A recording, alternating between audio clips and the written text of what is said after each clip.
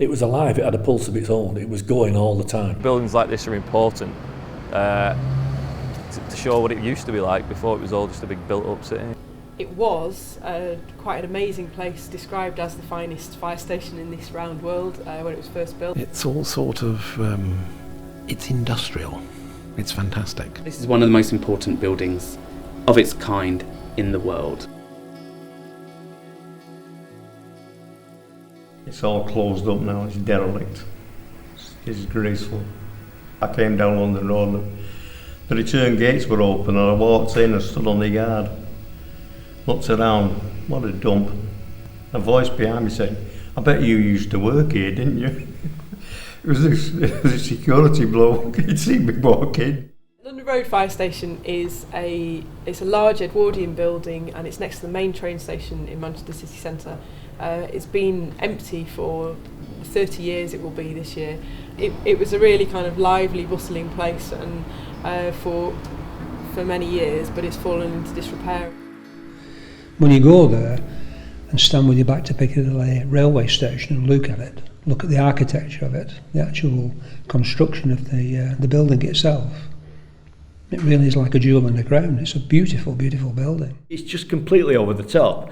You know, it's got statues and sculpture and there's never been a fire station so ornate, and it was just as if they'd got all the money in the world to spend on it, and they're complete and utter artistic license. Not to the point of being vulgar, it's magnificent. It's like the Palace of Versailles. When I used to walk by it all those years, just the anger of seeing it decline is one of a kind because it's so lavish and extraordinary.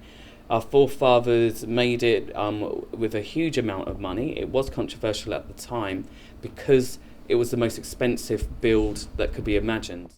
I think it was just this affluence, and we are, we rule the world, and Manchester was where the money was being made. This is just an expression of mightiness, yeah. And it's something I think we need to hang on to. Culturally, there's this kind of memory of the city, and I don't think we need to save everything. But there are buildings that are loved by people, or they've made a significant contribution to the history of a city. I think you knew it was something special. It was like being sent to a naval college or something. You sort of rose to you realised that you were touching something historical and special, and not just bricks and mortar. It had been living for 60 years and it had been doing its job. I always felt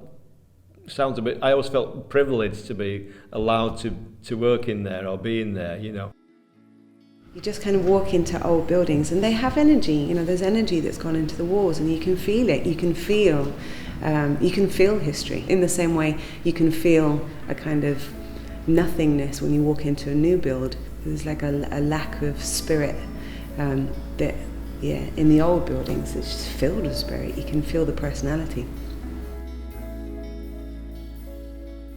Got memories of working there and living there, good memories.